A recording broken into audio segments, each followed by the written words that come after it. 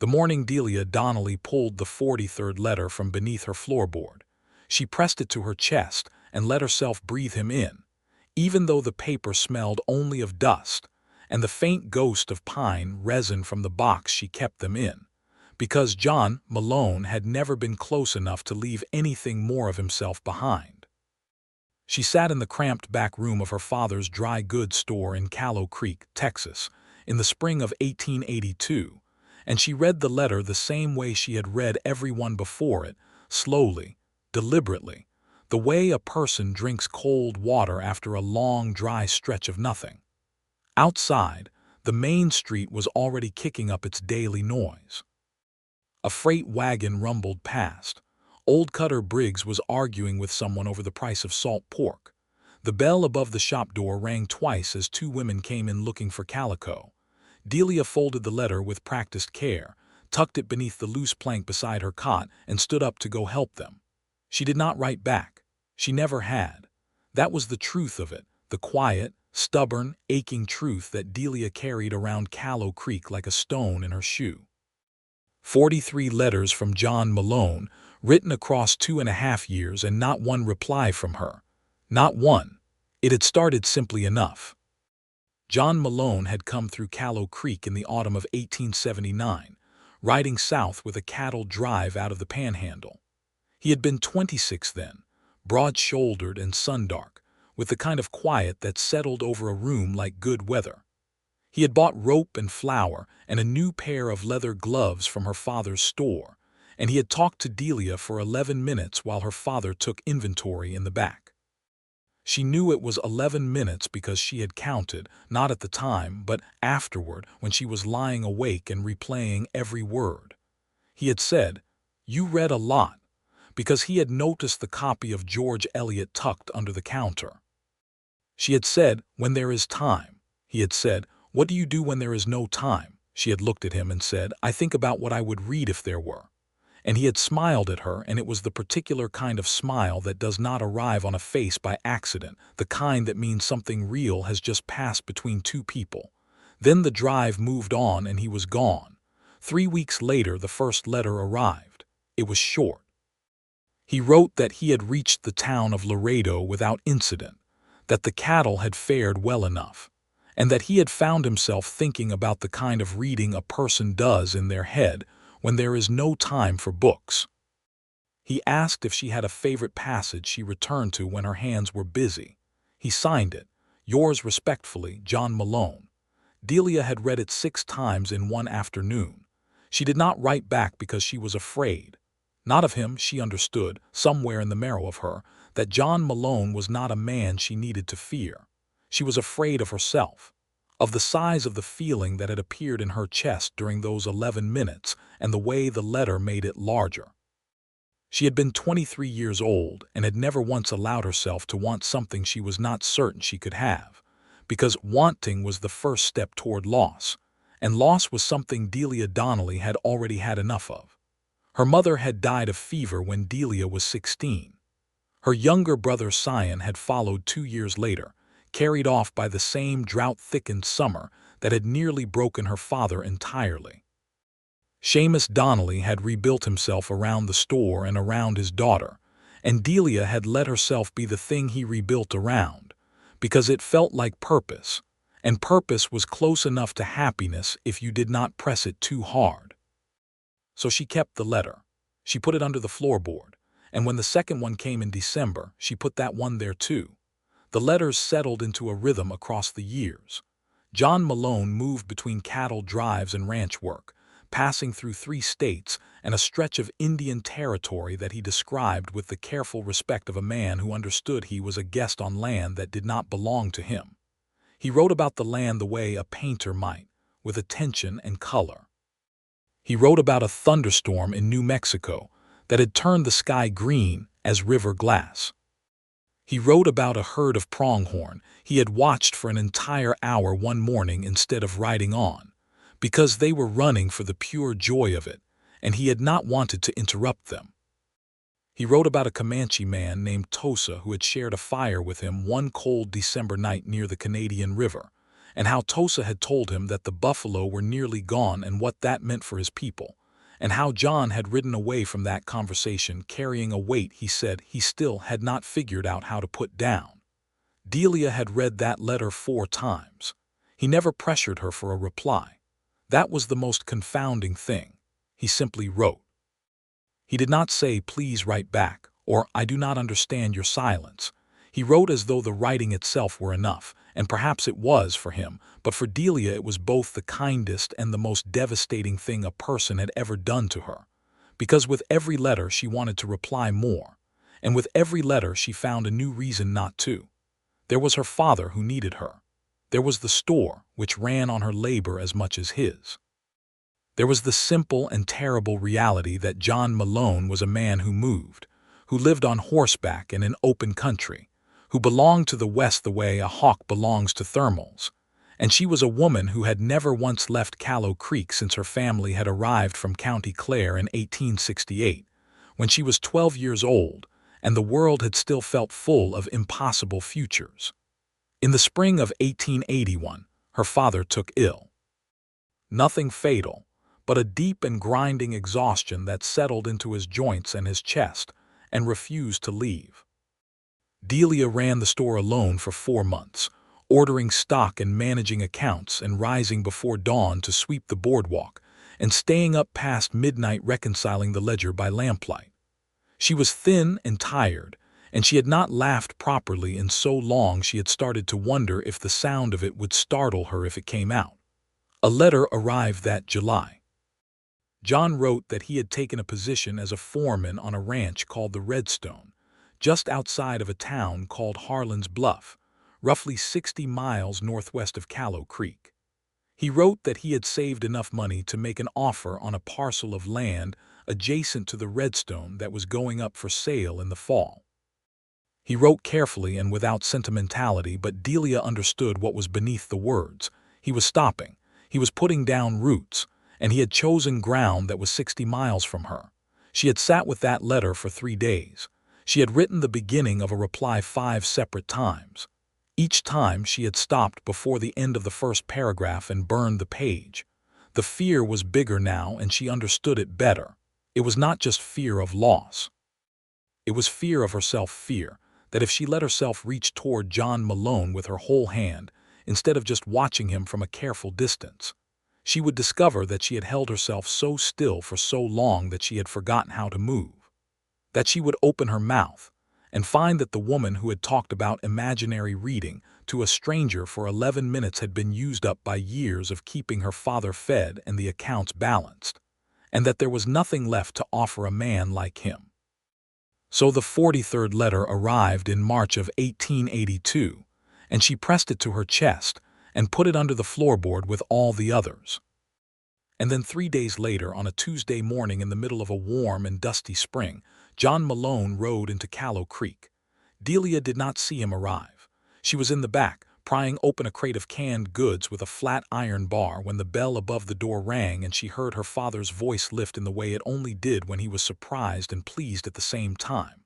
"Well, I will be," Seamus Donnelly said. "John Malone, as I live and breathe." She went very still. "Mr. Donnelly." That voice, low and unhurried and warm. "You're looking well. Better than last year, I will say that."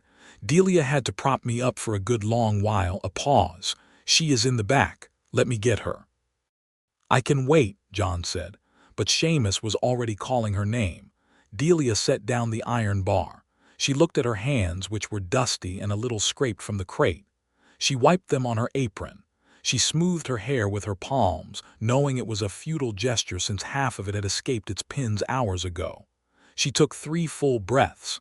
Then she walked through the curtain that separated the back room from the store. He was standing at the counter with his hat in his hands, turning the brim slowly with his fingers, the way a man does when he is trying to appear more patient than he feels.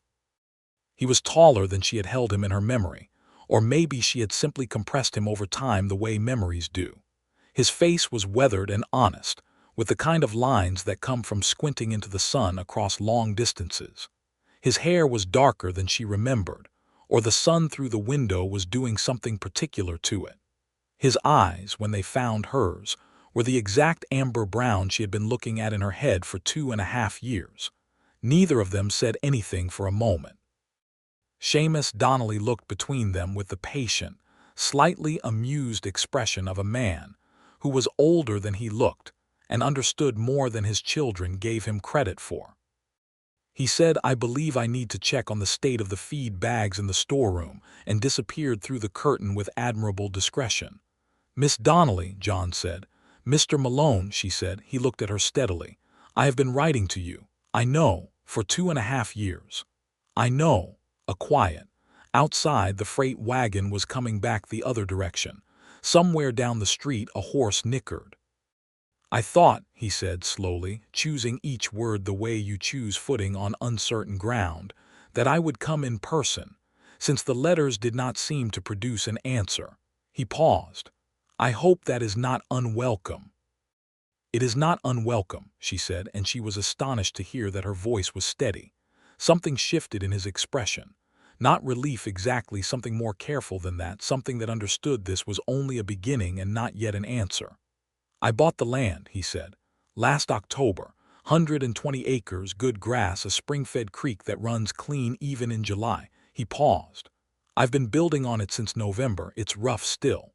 A solid house, a barn, a root cellar. It needs a great deal of work." Delia looked at him. "Why are you telling me about your land, Mr. Malone?" He met her eyes and did not look away. "Because I have been telling you about everything else in my life for 2 years through the post, and I thought it was time I told you something directly." He set his hat on the counter, very deliberately, as though putting it down meant he was staying until this conversation was finished. "I did not write to you because I was lonely, and you were the nearest woman I could think of. I wrote to you because of 11 minutes in this store in the fall of 1879, and because you said something that has not left me since, and because I am, Miss Donnelly, a man who has ridden through most of this territory, and I have not met another person who thinks the way you do." Delia felt the back of her throat go tight. "I kept all of them," she said before she could stop herself. He blinked. "What? The letters? I kept every one of them." She made herself hold his gaze. "Under the floorboard in my room, 43 of them." He was very still for a moment, then something crossed his face that was not quite a smile but was close to one in the places that mattered. "You read them, many times, but you did not write back." "No." He looked at her for a long moment. Why? And there it was, the question she had been asking herself for 2.5 years. She breathed in slowly. "Because I was afraid," she said, "and because my father needed me. And because you move and I stay, and I did not know how to make those two things fit together without one of them being destroyed." "I am not moving anymore," he said quietly. "I told you, 120 acres, a spring-fed creek. I built a fireplace with river stone. It took me 3 weeks because I have never built a fireplace before, and the first 2 tries fell down. Something that was definitely a smile now, brief and rueful. The third one holds." Delia felt something loosen in her chest that she had not even known was locked. "Why did you not come sooner?" she asked. "Because I wanted to have something to offer when I came," he said. "Not just letters, something real. Land. A house, the beginning of a life that has a fixed point in it." He paused. "And I wanted you to have enough time to decide whether you wanted to write back or not without me standing in your store making it harder to think." She stared at him. "You were being considerate." "I was trying to be. And now," he picked up his hat and held it again. "Now I have run out of patience for consideration," he said, and his voice had dropped half a register and was entirely honest. "I would like to know, Miss Donnelly. I have written you 43 letters across 2.5 years, and I would like to know whether there is any part of you that would like to see that house." The bell above the door rang and 3 women came in together, talking loudly about a bolt of green gingham, and the moment fractured around them. Delia straightened. "I have to work," she said. John took 1 step back, giving her the room. "I understand. How long are you in Callow Creek?" "I am in no particular hurry," he said. She nodded once, and went to attend to the women and their green gingham, and she felt his eyes on her back for a little while before she heard the door ring again and his boots on the boards outside, moving away at that same unhurried pace. That evening, her father asked her nothing. He simply made the stew thicker than usual and poured her the larger cup of coffee and let her think. Seamus Donnelly was not a man who needed every truth handed to him straight. He had watched his daughter move around that store for 9 years with something missing from the center of her, and he was not so blinded by his own need for her that he could not see it. He said, when they were washing up, "He is a good man. I knew it when he first came through." Delia looked at her reflection in the dark window above the basin. "He bought land," she said. "I know, he told me." A pause. 60 miles is close enough for a man on a good horse. "Papa, I am not a dead man yet, Delia. I can manage a store." He set his cup down and looked at her with the same pale blue eyes she saw in the mirror every morning. "Your mother would have told you the same thing. Stop being so careful with yourself. Things that are worth having require you to put your hands on them." She looked at him for a long moment. Then she dried her hands and went to her room and pulled the loose plank up from the floor. 43 letters. She spread them across her cot, sorted by date, and she read them all again in order from the beginning, the way you read a book when you have reached the last page and want to understand how you got there. It took her until past midnight. The lamp oil ran low and she tilted the lamp and kept reading. When she was done, she sat in the dark for a while. Then she got out a piece of paper and a pen, and the ink bottle she had never had cause to use for personal correspondence, and she wrote, "Dear Mr. Malone, I have read your letters, all of them, more times than I can count. I have not replied because I am a woman who has been so long in the habit of not reaching for things that I have confused caution with wisdom. I am trying to correct that. I would like to see the house." She stopped. She crossed out the last sentence and wrote instead, "I would like very much to see the house, and the spring-fed creek, and the fireplace that took 3 attempts. I am not a woman who has many requirements, but I would like to see the thing you have built. Yours truly, Delia Donnelly." She folded it before she could reconsider. In the morning she asked Tommy Briggs, Cutter's youngest boy, where the stranger from the Redstone was staying.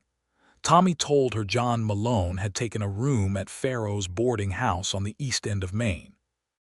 Delia walked there before she opened the store, and she left the letter with Mrs. Farrow and walked back in the early spring light and did not look behind her. She opened the store. She swept the boardwalk. She restocked the canned goods she had pried out of the crate yesterday. She had 2 customers before 8 in the morning and 4 more before noon, and she handled all of them with the same patient competence she always had. But there was something different in the room that day, something lighter in the air above her head, as though a window had been opened that she had forgotten could move. At 1:30, John Malone came into the store. He was holding her letter. He was not trying to hide the fact that he had read it approximately as many times in the last 3 hours as she had read each of his. "Tomorrow morning," he said, "if you are willing, I'll bring a good horse. The ride is easy, 5 hours. "I cannot leave the store for a full day," she said. "Your father offered," he said simply. She looked at him. She looked at her father, who was behind the counter doing something extremely unconvincing with the account ledger. "Papa," she said. "I am perfectly capable," Seamus said without looking up. Delia turned back to John. He was watching her with an expression that was careful and warm at the same time, the way good weather feels when you have been cold. "5 hours," she said. "I will have you back before dark." She pressed her lips together against something that wanted to be a smile. "All right, Mr. Malone." "John," he said, a beat. "John," she said. He nodded just once, as though that one syllable had settled something important. He put his hat on. 7 o'clock. She nodded. He left. Her father closed the ledger and poured himself a coffee with the expression of a man who is trying very hard not to be smug. The morning came up gold and cool, with the kind of spring sky that goes on forever in every direction. John was at the back of the store at 7 precisely, leading 2 horses. his own dark bay and a steady-looking gray mare he said he had borrowed from the Redstones' remuda. He had a saddlebag with food and a second canteen, because he was the kind of man who thought about those things without being asked. Delia had put on her good dress, the brown wool with the ivory buttons that her mother had made, and then taken it off again and put on her everyday dress, because she was not going to pretend to be someone other than who she was for a man who had been writing her honest letters for 2.5 years. She had, however, done her hair properly, which her father noticed, and said nothing about with considerable dignity. They rode out of Callow Creek at 7 minutes past 7, which Delia noted silently, because she was the kind of person who noticed such things. John rode alongside her and did not push the pace, letting her get comfortable on the mare, which proved to be called Rosie and to have the smoothest trot Delia had ever sat. They talked a little and were quiet a little, and the quiet was easy in the way of people who have already said many words to each other, even if most of those words only went one direction. He asked her what she had liked most about his letters. She thought about this carefully. "The pronghorn," she said. "The ones you watched running." He looked over at her. "I knew you would like that one." "How?" "Because I wrote it thinking of you," he said simply. "I wrote most of them thinking of you." She did not have an answer for that, so she looked out at the country, which was opening up around them into the wide rolling grass that she forgot about sometimes. Living in town, the way the land breathed and shifted, the sky enormous above it. She asked him about the land he had bought. He described it in the same way he had described the pronghorn and the green sky in New Mexico, with attention and affection, talking about the way the grass looked in different seasons, and where the creek ran, and the particular quality of the light at the end of the day when it came over the western ridge and turned everything amber. "You sound like a man who loves it," she said. "I do," he said. "I have been moving long enough to know what it feels like when something belongs to you. Not in the way of owning it," he added, and she could hear him choosing his words, "but in the way of being part of it, like it chose you as much as you chose it." They rode through a stand of live oaks, their branches reaching over the trail like the arching beams of a cathedral, and Delia felt something she had not felt in a very long time, something open and unguarded and entirely her own. The house came into view just before noon. It was not grand. She had not expected grand. It was a solid stone and timber structure with a covered porch and 2 windows facing south, and a barn to the east that was new enough that the wood still showed its color. The spring creek ran behind the house, just visible as a silver line through the grass, and the land rolled away in 3 directions into hills that were going green with the season. The fireplace chimney rose from the south wall and was a little uneven, but it was solid. Delia sat on the gray mare and looked at it for a long moment. "The first 2 chimneys," John said beside her with a note of self-deprecating humor, "were significantly worse." "It is good work," she said, and she meant it. Not just the building, but the choosing of the place, the way the house sat in the land as though it had considered where it was going before it arrived. They ate under the live oak near the creek, bread and salt beef, and a wedge of cheese that John had brought from a woman in Harlan's Bluff who kept a dairy. The creek ran over smooth stones and made the kind of sound that sits at the bottom of all good memories. Delia took off her boots and put her feet in the water, which was cold enough to make her gasp and then laugh. And it was the first real laugh she had let out in so long that it startled her, just as she had feared it might. John looked at her with an expression that was entirely open, and she realized, with a sudden clarity that rearranged something in the back of her mind, that this man did not make her feel smaller. He made her feel more entirely herself. The 11 minutes in the store had done that, and the 43 letters had done it more, and this afternoon on his land with her feet in his cold creek was doing it most of all. "Tell me something," she said. "Tell me something you did not put in a letter." He thought about it. "I was afraid you would never write back," he said. "Not occasionally afraid. Afraid every time I put a letter in the post for 2.5 years. She looked at him. "Why did you keep writing?" "Because stopping felt worse," he said. Even without an answer, the writing itself was something. It was a thread, even if I was the only one holding it. He paused, and I believed, I do not know why, but I believed you were reading them. Was I right? Yes, she said quietly. Then the thread was holding. She pulled her feet from the creek and sat with them in the grass, letting them dry. I am sorry I did not write back, she said. I am not going to pretend I did not want to. I did want to many times. What stopped you? She told him the truth, all of it. The fear and the grief still moving through her from her mother and Sion, and her father's illness, and the specific and complicated terror of wanting something she was not certain she could keep. She talked more honestly than she had talked to anyone in a very long time, and it felt frightening, and also like setting down a load she had been carrying uphill for longer than she could rightly remember. He listened without interrupting, which was a rare and undervalued quality in a person. When she finished, he said, I am not asking you to be certain. I know how to be patient. I have proven that, I think. She almost laughed. You have, yes. I am asking you to be willing, he said. That is all. She looked at him across the short distance of sun-warmed grass between them, and she thought about her mother who had crossed an ocean for a life she could not fully picture, and her father who had rebuilt himself out of grief and kept going, and the 43 letters under her floorboard that she had read until the edges of the paper were soft with handling. I am willing, she said. He let out a breath, slow and controlled, the kind of breath that holds a great deal more than it appears to. Then he smiled, and it was the same smile from 11 minutes in the store in the fall of 1879, and it was, she thought, the best smile she had ever seen on a human face.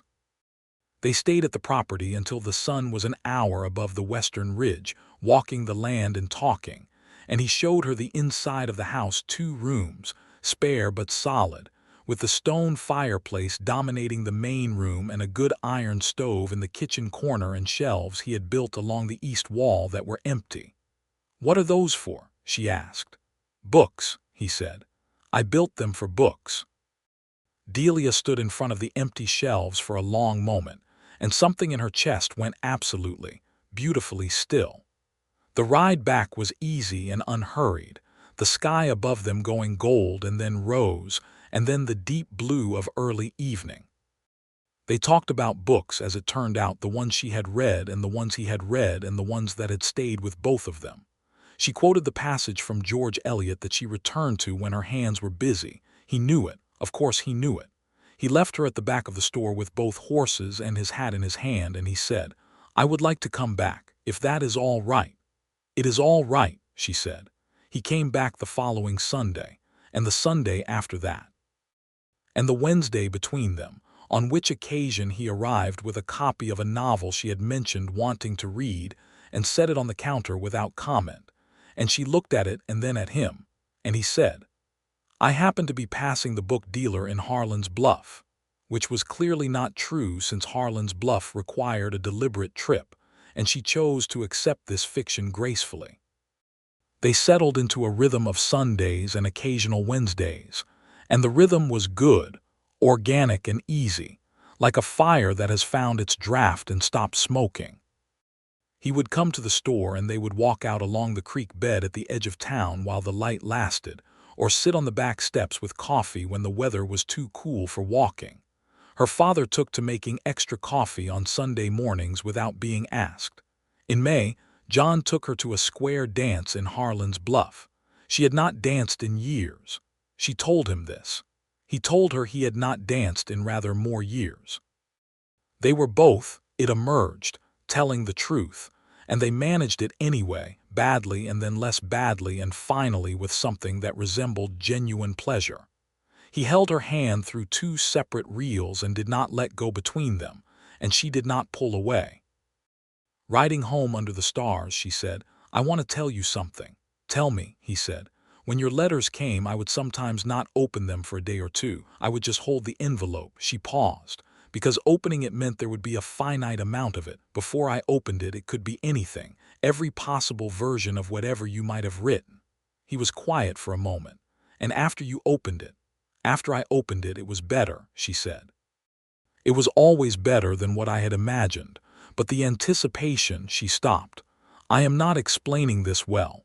You are explaining it exactly right," he said. He looked over at her, and the starlight was doing something very particular to his face. "I used to do the same thing with letters when I was young, when my mother wrote from Missouri. I would hold them in the field before I opened them and think about what might be inside." "Did your mother write often?" "Until she passed," he said. 1877. Fever. He said it simply, without armor around it, the way a person speaks of something they have made their peace with mostly. "I am sorry," Delia said. "She would have liked you," he said. "She liked people who thought carefully and spoke honestly." Delia looked at the road ahead and the stars above it and felt something move through her that was warm and complicated and very close to what she now understood, with total clarity, that she was in the middle of. She was falling in love with John Malone. She had been falling for some time, if she was being honest, which she was increasingly trying to be. Perhaps since the letters. Perhaps since 11 minutes in the fall of 1879. But it was here, under the Texas stars on the road from Harlan's Bluff, that she looked at it directly and named it, and found that naming it did not, as she had always feared, destroy it. The summer came in hot and certain, the way Texas summers do, with no apology and no quarter. The store was busy with people restocking for the dry months. John rode in on his Sundays and his Wednesdays, sometimes arriving with dust on his jacket from the range work at the Redstone, sometimes arriving fresh and deliberate, and she could always tell by the state of his hat whether he had ridden hard or ridden easy. On a Sunday in late June, they were sitting on the back steps in the shade with cups of water because the coffee had seemed unnecessary in the heat, and she said, "My father is better." "I know," John said. "He told me." "He told you."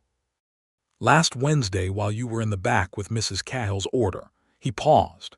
"He also told me that you have been running that store since you were 16, and that you have never once left Callow Creek since you arrived here, and that you are, in his words, the finest woman in this county and possibly in the state." Delia's face went warm in a way that had nothing to do with the temperature.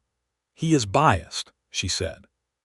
"He is right," John said, and he said it with the same directness he put into everything, without performance or decoration. She looked at her hands around the tin cup. "He is better enough to manage," she said. "He has been managing on Sundays for months. He managed for 3 days when I went with Mrs. Farrow to her sister's in Granfield last year." She paused. "I am saying that he does not need me in the way he did." John was quiet beside her, listening.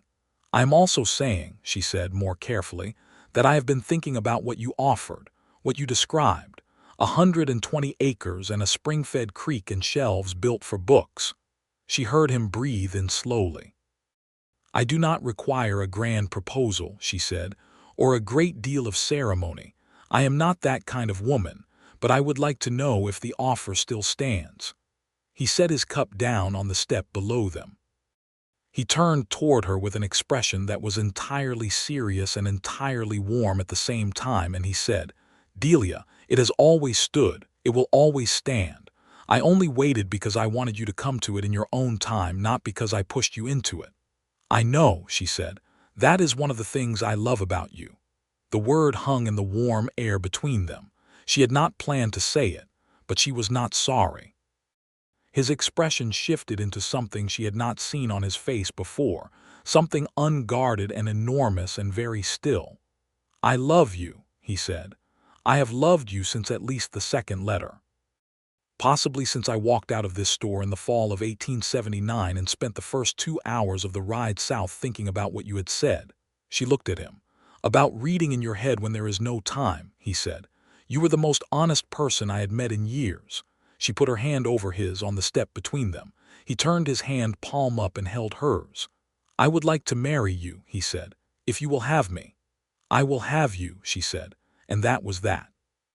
The wedding was in September, in the little Episcopal church at the edge of Callow Creek, which was not overcrowded by any measure but which held enough of the town to feel like a proper occasion.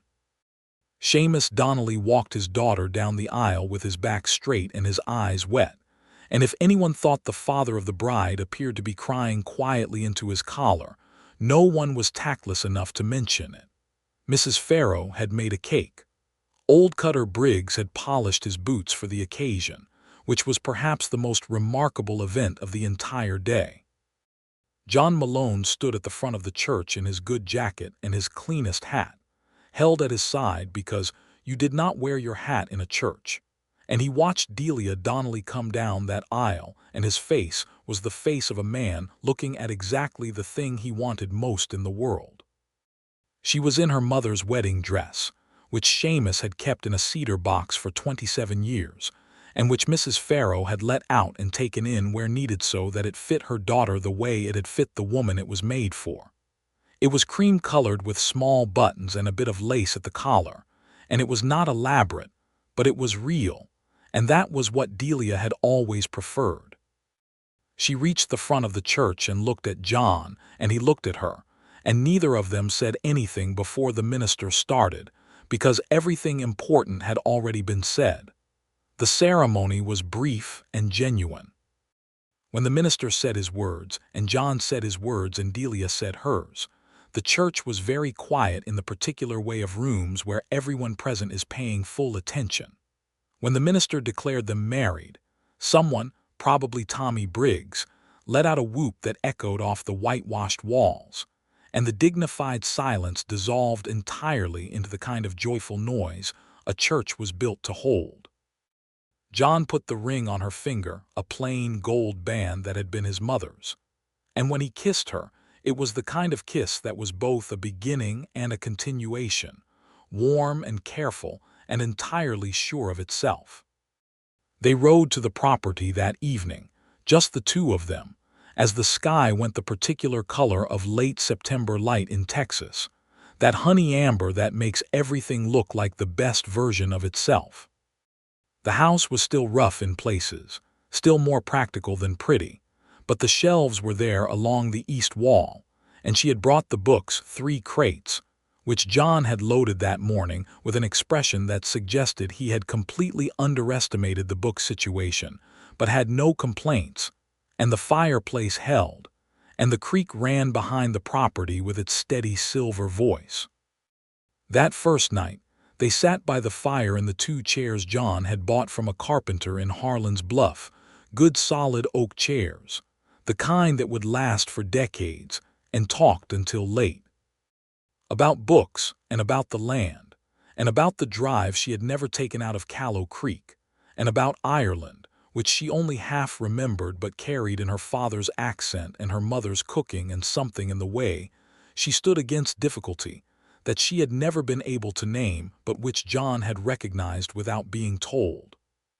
He reached over at some point and took her hand, and they sat that way for a long while, firelight moving over the stone walls, the creek audible through the window she had opened an inch because the night was warm. "You know what I thought about," she said, "all those years you were writing." "What?" "Whether I was real to you," she said, "or whether you had made me into something I was not because you only had 11 minutes to work from." He looked at the fire. "I thought about that too," he said. She looked at him. "That is part of why I waited," he said. "I wanted to come here with enough time to know whether the actual person and the person I had built from 11 minutes were the same." He paused. "They are. The actual person is more." She leaned her head on his shoulder, and he adjusted without comment, and they sat there in the new house on the September land until the fire burned down to coals and the stars outside the south window were brilliant and close. October brought the first real cold, and the task of preparing the property for winter, which proved to be enormous and absorbing and deeply satisfying in the way of physical work that has a visible outcome. John taught her what he knew about the land's particular habits, where it froze first, where the wind came in, how the creek behaved in a cold snap.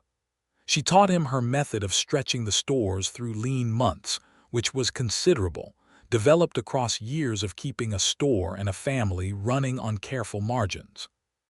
They worked alongside each other with the natural ease of people whose minds operated on similar frequencies, and the work felt less like labor and more like building, which, Delia thought, was what it actually was. Her father came to visit in October, making the trip in Cutter Briggs's wagon since Seamus had never been much of a rider.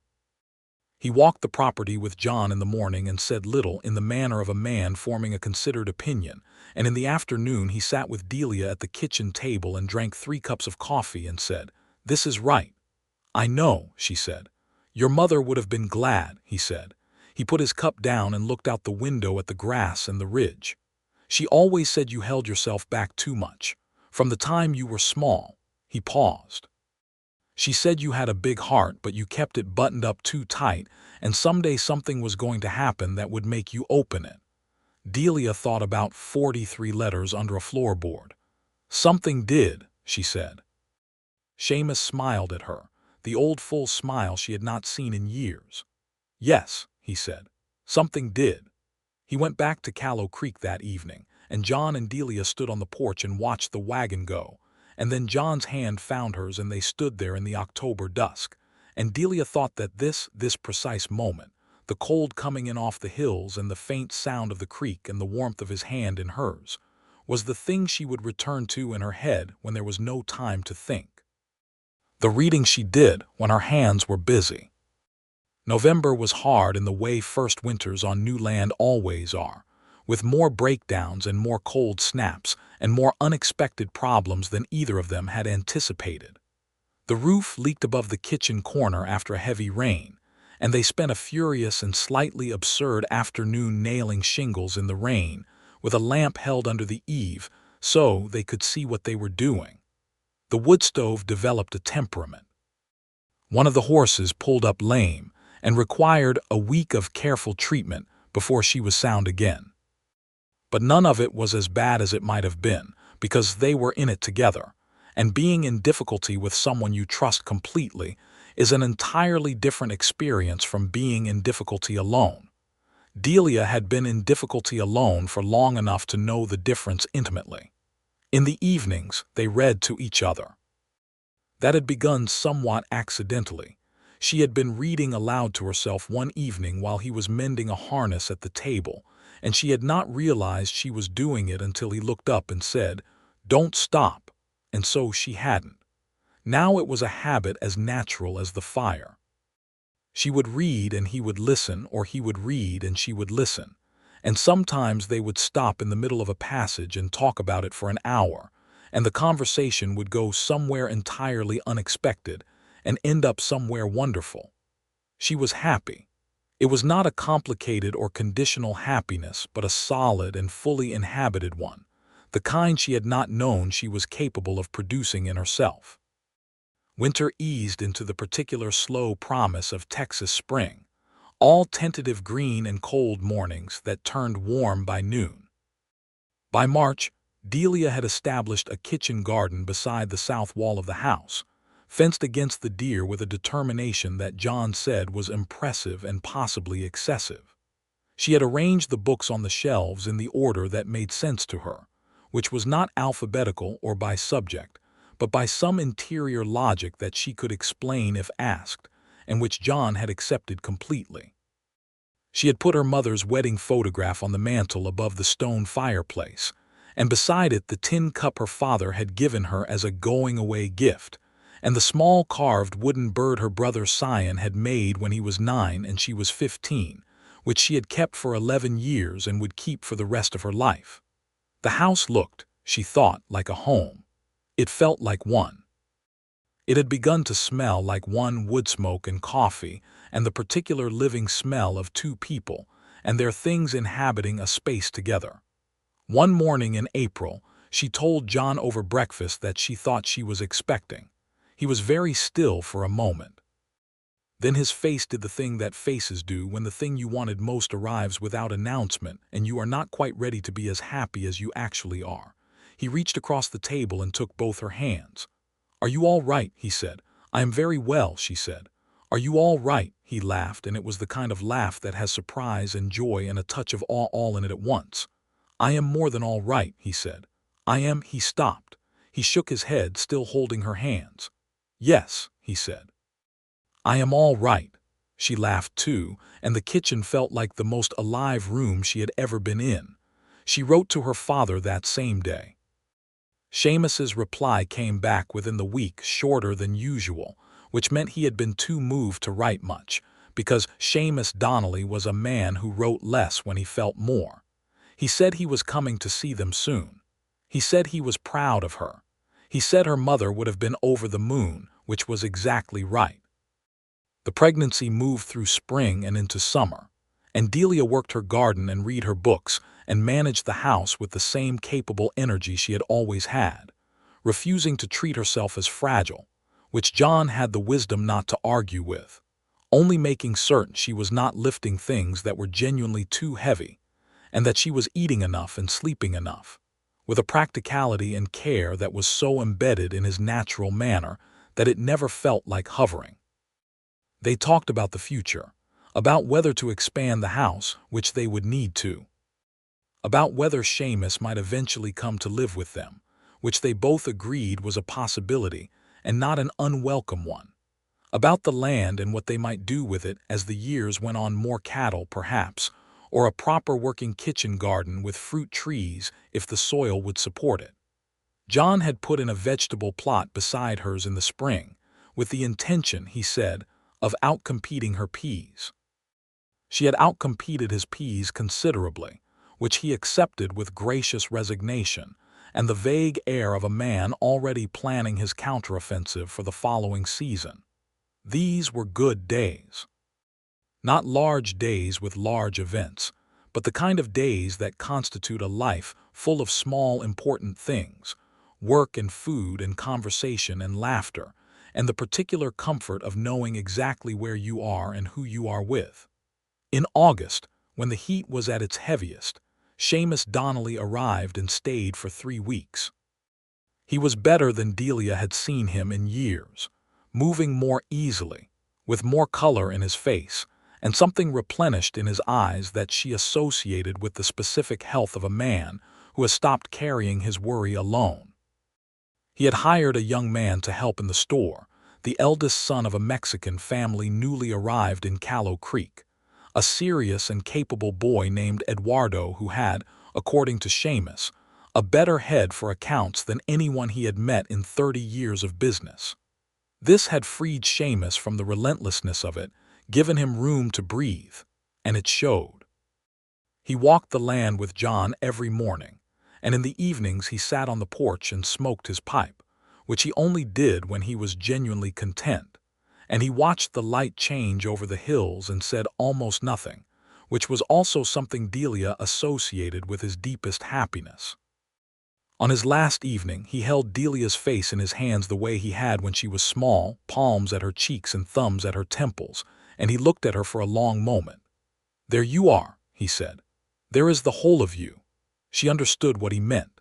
After he left, John found her standing at the kitchen window with tears running down her face, which she was not trying to stop because they were entirely good tears, and he put his arms around her from behind and said nothing, because nothing was required.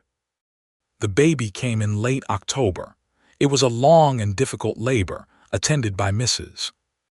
Archer, the midwife from Harlan's Bluff, who arrived in the afternoon and worked through the night with the patient expertise of a woman who had delivered more children than she could count, and who was unshakable in a crisis.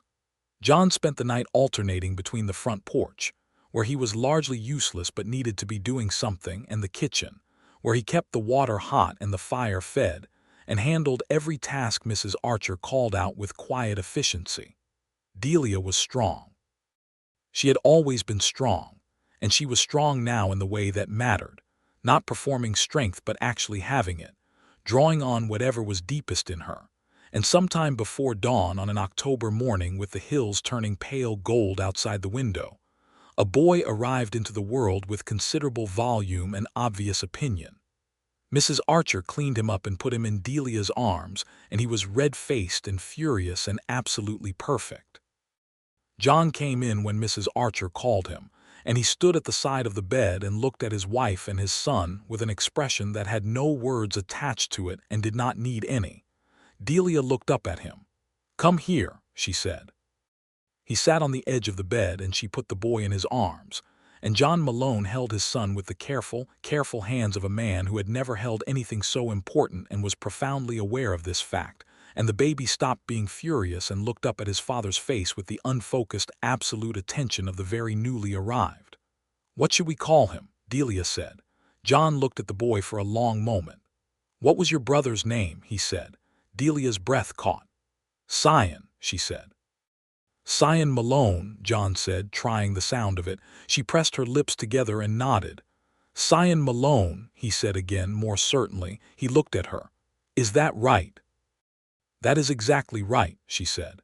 He leaned over and kissed her forehead, and she rested her hand on his arm where he held the baby, and the three of them were still for a while in the early morning light, in the house with the stone fireplace and the shelves full of books and the creek running behind them, steady and clean.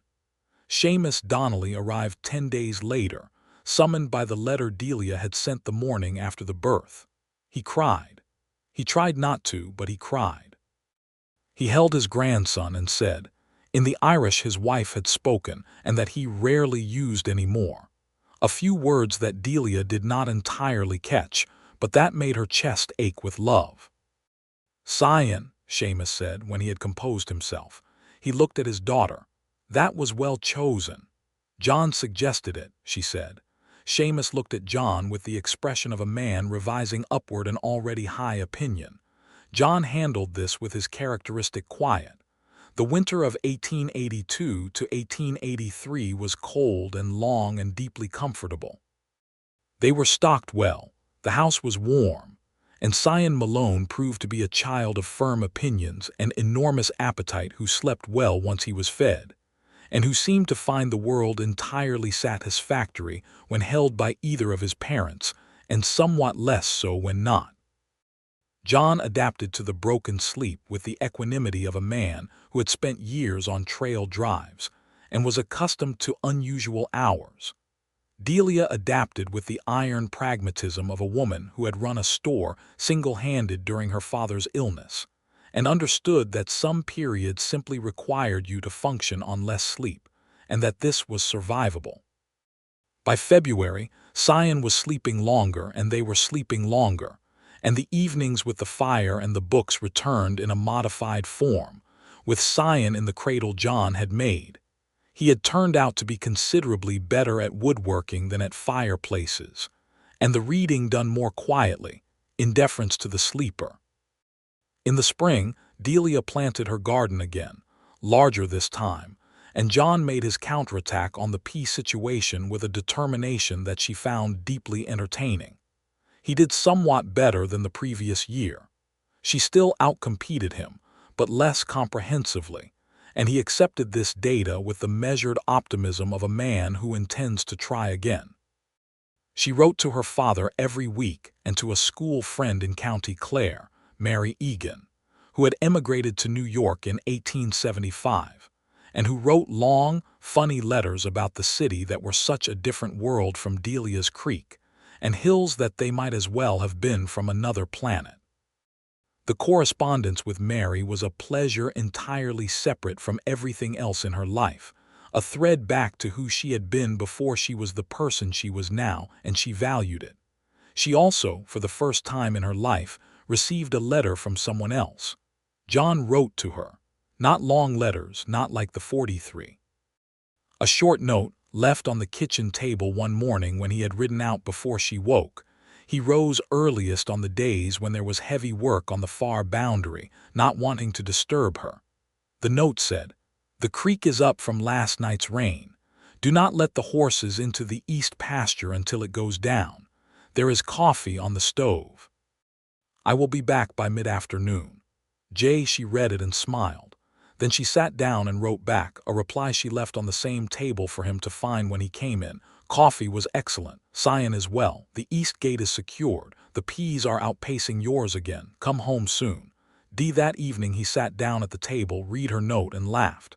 He folded it with the same care she had given his and put it in his jacket pocket. "What are you going to do with it?" she asked. "Keep it," he said. "I have a great deal of experience keeping your correspondence." She threw a dish towel at him, which he caught. This became a habit between them, the short notes on the kitchen table, the easy back and forth that the letters had always been on his side but were now mutual and easy and domestic in the best possible way. She saved all of his. He saved all of hers. They were not under a floorboard but in a small wooden box on the mantel, next to her mother's wedding photograph and the carved bird and the tin cup, and the box filled gradually over the years. More than a year later, in the autumn of 1883, Delia stood on the porch of the house with Sion on her hip. He was walking now, but not yet reliably, and had views about the porch steps that required supervision, and watched John come in from the east pasture on his dark bay, moving at an easy canter, sitting the horse the way he had been sitting horses since before she had known him, that particular loose and certain confidence. She thought about the 11 minutes. She thought about the 43 letters. She thought about standing in her father's store reading each one by lamplight, and wanting desperately to write back and finding a new reason every time not to, and how much of those years she had spent at a careful and safe distance from her own life. John pulled up at the fence and swung down, and he saw her on the porch, and the smile arrived on his face from a distance before anything else, before he had even gotten the gate open. That same smile, still the same. She put her hand up. He raised his in return. Sion said "duh" in the emphatic, declarative way that had become his habit, as though informing his mother of something she might not have noticed. "I see him," Delia said. John came across the yard and took the boy from her arms with the practiced ease of a man who had been catching a small person off a hip for the better part of a year, and Sion grabbed at his collar with immediate proprietary satisfaction, and John put one arm around Delia's shoulders and she leaned into him, and they stood that way on the porch as the afternoon light came down amber and clear over the hills and the creek talked behind the house. "Good day," he asked. "Good day," she said. He kissed her temple and they stood there in the long light. She was thinking about a letter she was going to write tomorrow to Mary Egan in New York and what she would say in it. She was thinking about the peas, which would need to come in before the first frost, and about the root cellar that was getting tight with the season's store, and whether they needed to extend it before next year. She was thinking about her father, who was talking about making the move to be closer to them, and whom she intended to hold to it. She was thinking about the wooden box on the mantel and how many notes were in it now. She was thinking, in short, about her life, which was full and real and inhabited and entirely, wonderfully hers. "I am glad you came in person," she said, out of nowhere into the afternoon. John was quiet for a moment. "Which time?" "The first time." "When you rode into Callow Creek and put your hat on the counter and waited." She paused. "I would have kept the letters another 43 years otherwise." He made a sound that was half amusement and half some other thing she had no word for, warm and sure. "I was afraid riding in," he said, "more afraid than I had been of anything in a long time. You did not show it. I was very intent on not showing it." She turned her face toward him. "Why did you come, finally, after all that time?" He looked at her, and his expression was the one she knew best now, open and honest and entirely present, the face of a man with nothing between himself and the world he was living in. "Because," he said, "I had run out of words, and I needed to hear what yours sounded like." Delia looked at him for a moment. Then she looked out at the hills and the grass and the silver line of the creek. "They sounded like yes," she said. "They did," he agreed. Sion grabbed a fistful of John's collar and declared something in the universal language of 1-year-olds, which was certain and complex if not precisely decipherable. "He is right," Delia said. "He generally is," John said.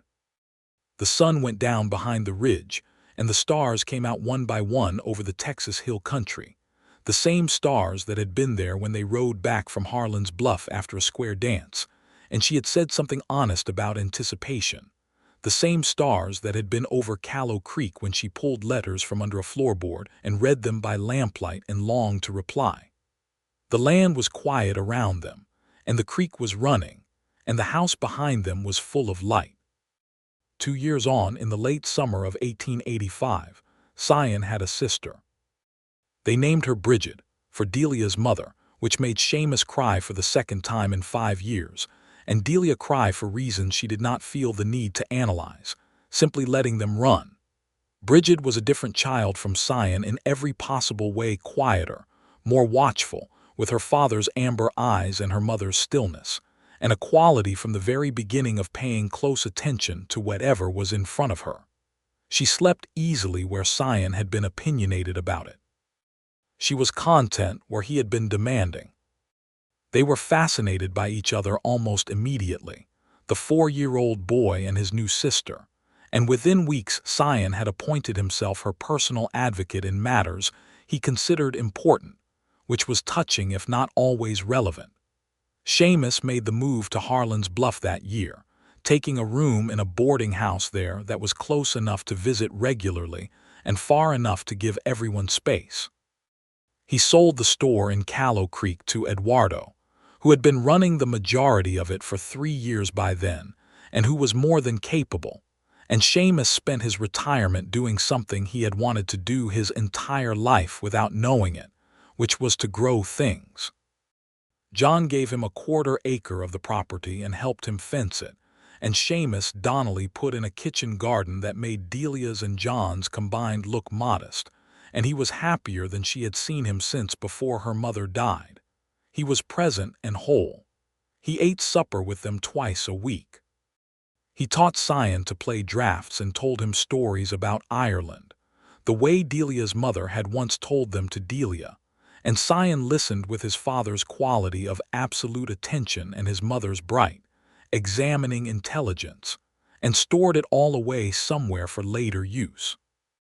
John Malone had, by that point, begun to talk seriously about the land with a vision she had not known he had before, which was how much of it he wanted to keep wild. He had watched the buffalo disappear over the decade before, and he had thought about Tosa by the fire on the Canadian River more times than he had ever written about, and it had settled into something in him that she could see clearly.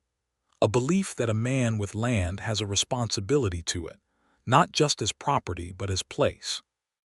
He set aside the south pasture for grass and the creek bank for the cottonwoods and willows that had grown there before the cattle trail had cut through, and he talked about it with the quiet conviction of a man who has worked something out over a long time and is finished arguing with himself about it. She loved him for it. She loved him for many things, some small and some large. She loved the way he read fast and total, consuming books the way she did, with full attention. She loved the way he handled a horse, which was without cruelty, and with the kind of patient skill that showed respect for the animal's intelligence. She loved the way he had never once, in all their years together, spoken to her as though her opinion were decoration rather than substance. She loved the fireplace he had built on the 3rd attempt, which was slightly uneven and absolutely solid, and had never once failed them. She loved that he had built shelves for books before he had anyone to fill them. She had told him most of these things, at one point or another. She had learned that love, like correspondence, worked best when it actually moved in both directions. In the autumn of 1887, she took a trip with Mary Egan. Mary had written from New York the previous spring to say she was coming west, finally, to see the country, and would Delia come and travel with her through a portion of it. Delia had stared at the letter for a long time. She had never traveled. She had ridden to Harlan's Bluff and once to Granfield and back, and that was the extent of what she had seen of the world beyond Callow Creek. She was 31 years old and she had never once left Texas. She had brought the letter to John and handed it to him without explanation. He read it, he handed it back. "Go," he said. "The children, Sion is 7 and Bridget is 2. I am perfectly capable." He looked at her. "Your father will be here." "Go, Delia. You want me to go. I want you to go because you want to go, and you are going to tell me 6 reasons why you cannot, and every one of them is manageable." He paused. "How long?" 3 weeks. "Go for a month." She stared at him. "John, 3 weeks minimum," he said. "That is my position. I have stated it. The floor is yours." She looked at him for a long moment. "You are very sure of yourself." "I have been watching you hold yourself still for a long time," he said. "I am the last person who is going to be responsible for continuing that." He reached over and tucked a loose piece of hair behind her ear, the familiar gesture. "Go." She went. She and Mary traveled through New Mexico and into Colorado, staying at proper hotels in the towns, and making less comfortable arrangements in the spaces between. And it was the most alarming and the most exhilarating and the most thoroughly alive she had felt since the first day she rode out to see the land. She saw mountains. She had not expected the effect they would have on her, the sheer physical weight of them, the way they made everything else in the landscape organize itself around their presence.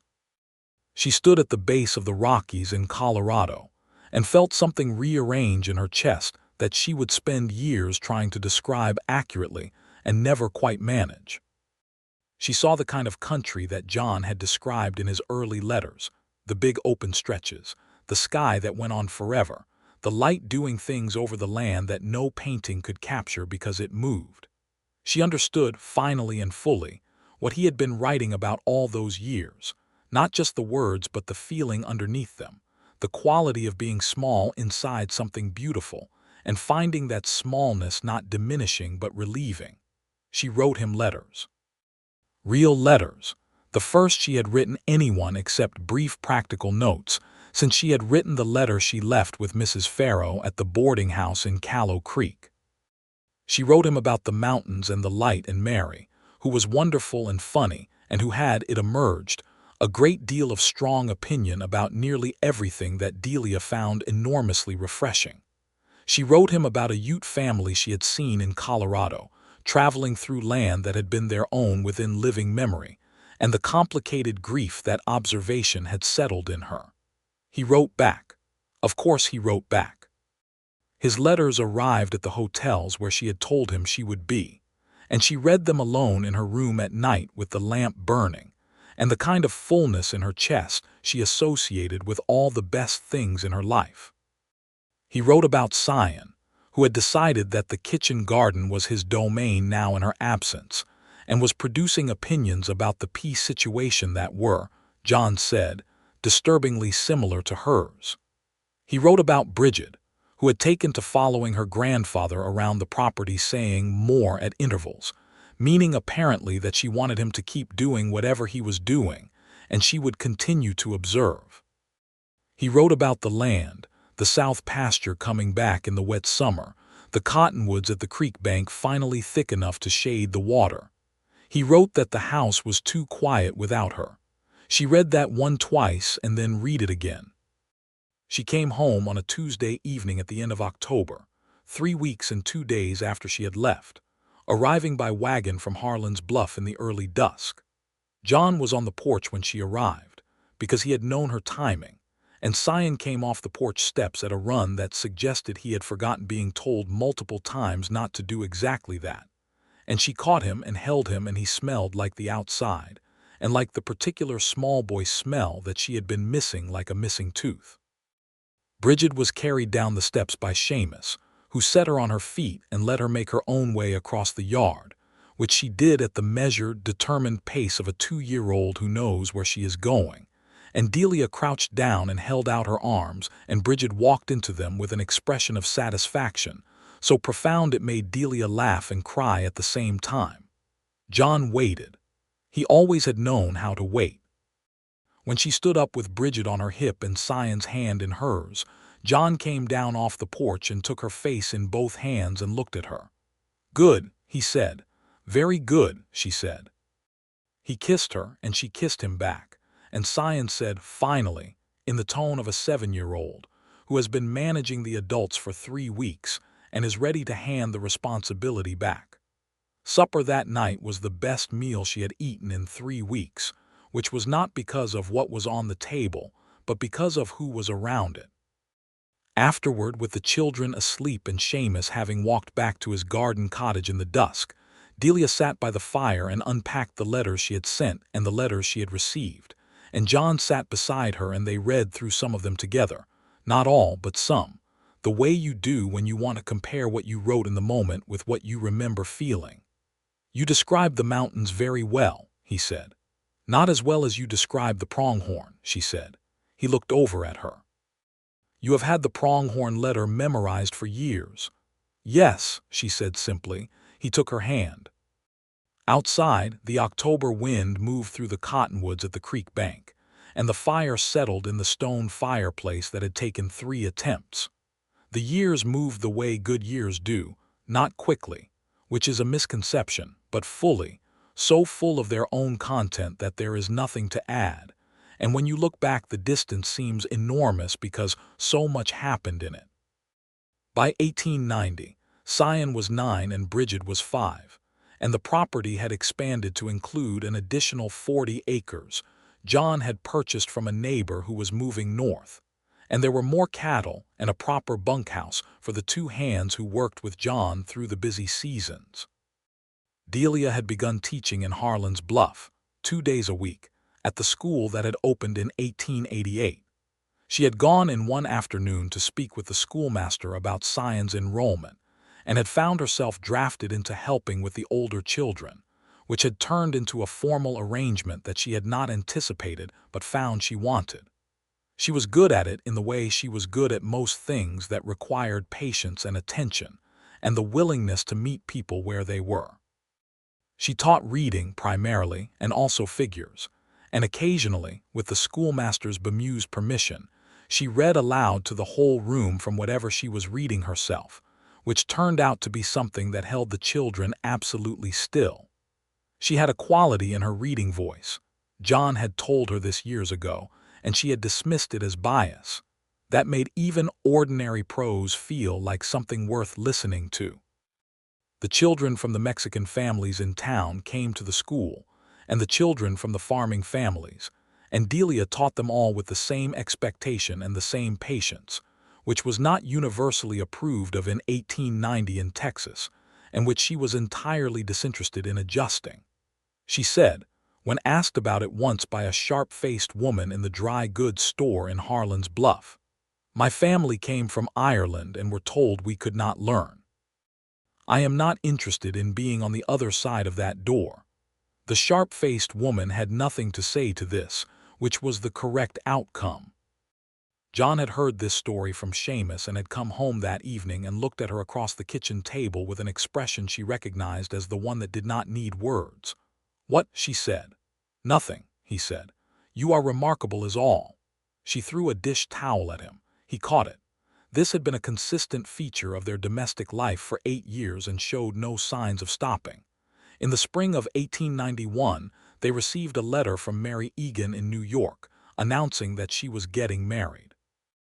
Delia read the letter aloud at breakfast, and felt the joy of it radiating through her, in the particular way it does when someone you love is happy. Mary wrote that his name was Patrick, that he was from Galway originally, that he was an absolute fool about her, and that she intended Delia to be at the wedding. Delia looked at John. He was already looking at her. "New York," she said. "How long?" 6 weeks at the minimum. The travel alone, take the children," he said. She stared at him. "John, New York." "Sion is 10, he said. "He is old enough, and Bridget would benefit from knowing the world is larger than this property." He paused.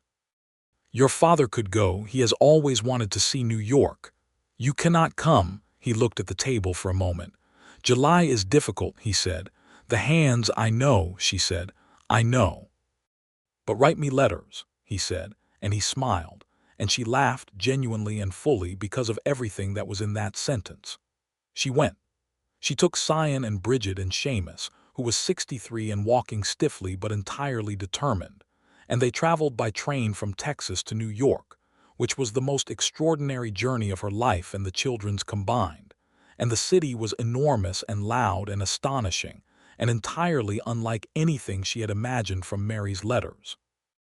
Mary's wedding was everything a wedding should be: genuine and joyful, and a little chaotic, held in a church in Lower Manhattan, with enough Irish in the congregation to drown out the priest's English occasionally. Patrick was a solid and warm man who clearly loved Mary to the point of incomprehension, which was the right way to feel about Mary Egan, and Delia told him so at the reception.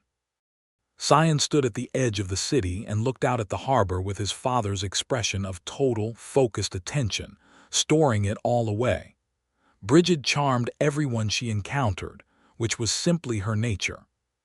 Seamus stood in Central Park one afternoon in the early summer light and looked up at the trees and said, quietly, "Eileen would have loved this. She always wanted to see America properly." Eileen, her mother's name. Delia stood beside her father in the park and took his arm, and they stood there together in the city her mother had never reached, and it was both sad and not sad in the particular way of things that are more than one thing at once. She wrote to John every few days. His replies caught up with her at Mary's address. He had timed them carefully, knowing her schedule, which was very like him. He wrote about the ranch in July, the grass, the cattle, a young rattlesnake Bridget's cat had found in the barn and dealt with before anyone could intervene. He wrote that the house was too quiet again, and that he had been reading in the evenings, but that the chair opposite his was wrong when it was empty. She read that on a Sunday afternoon in New York with the window open to the summer sounds of the city, and she held the letter against her chest for a moment with her eyes closed, and thought, 43 letters under a floorboard in Callow Creek, and here we are.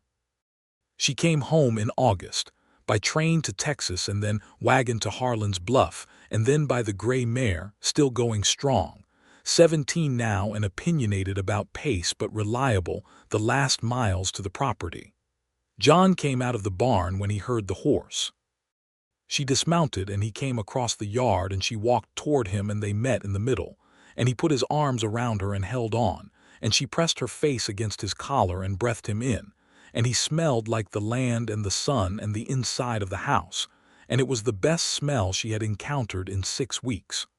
"Welcome home," he said, against her hair. "I am very glad to be here," she said.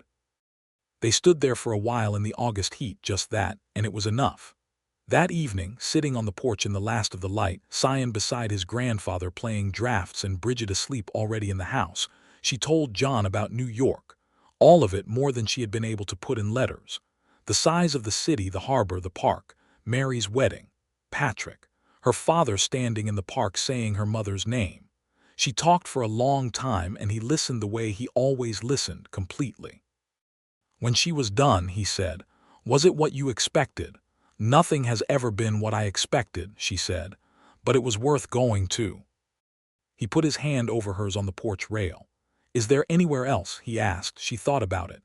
"Ireland," she said, "someday if it were possible." "It is possible," he said. She looked at him. "Not immediately," he said, "but someday is not impossible." He paused. "I have been thinking about it too. Since you started talking about your mother's County Clare years ago, a person should know where they are from." She looked at him for a long moment. "You are serious." "I am always serious." "You are," she said, and she laughed softly and leaned her head against his shoulder. "Someday, then." "Someday," he agreed. The years passed and she went back to Callow Creek from time to time, which was smaller than she remembered and also exactly the same, the way the places of your childhood always are. The dry goods store had changed under Eduardo's ownership, expanded and improved, and Delia felt no grief about that, only pleasure. The town had grown some, adding a proper hotel and a second saloon and a printer's shop that put out a small weekly paper. She walked once on one of these visits to the house she had grown up in, which was now a family named Trout's house, and she stood in the street and looked at it. The window of the room she had slept in, the back step where she had sat in the evenings. The approximate location, under the floor of that back room, of the space where 43 letters had lived in the dark for 2.5 years. She was glad she had kept them. She was glad she had, finally, replied. The letters John had sent her were in the wooden box on the mantel now, and the notes they had written each other over the years were in there too, and the box was nearly full, and she had not decided yet whether to get a second box or whether she would simply have to stop being sentimental, which she strongly suspected was not going to happen. On the evening of their 10th anniversary, September 1892, John gave her a gift. It was wrapped in brown paper and it was clearly a book, because John's subtlety in the matter of book-shaped gifts had not materially improved over the decade. She opened it. It was a journal, bound in brown leather with blank pages. Inside the front cover he had written in his clear, deliberate hand, "For the woman who taught me that reading in your head is the best thing a person can do when their hands are busy, a place to put the rest of it." She ran her thumb across the writing. "I do not keep a journal," she said. "You have been writing letters for 10 years," he said. "It is the same thing." She looked up at him. "You do not have to send these ones," he said. She looked back at the journal. "Is this your way of telling me you have run out of ideas?" "This is my way of telling you," he said, "that you have a great deal to say and that I do not want any of it to be lost." She closed the journal and set it on her knee and looked at her husband in the lamplight. This man who had written 43 letters across 2.5 years of careful silence, who had built a fireplace 3 times to get it right, who had built shelves for books before he had anyone to fill them, who had said go when she needed to go and welcome home when she came back, who had held her son with the absolute care of the irreplaceable and named him Scion for the boy who had been lost, who had stood in a store in Callow Creek and put his hat on the counter and waited. "I love you," she said, not for the first time, for one of many, many times. "I love you," he said. Not for the first time either. Outside the window, the October sky was full of stars, and the creek was running, and the children were in their beds, and Seamus Donnelly was in his garden cottage 50 yards to the east, and the stone fireplace was holding steady on its 3rd attempt, and the shelves were full of books, and the wooden box on the mantel held years of words passed back and forth between 2 people who had found, in each other, the particular and irreplaceable thing that makes the rest of the world make sense. Delia opened the journal to the first page. She picked up her pen. She began to write.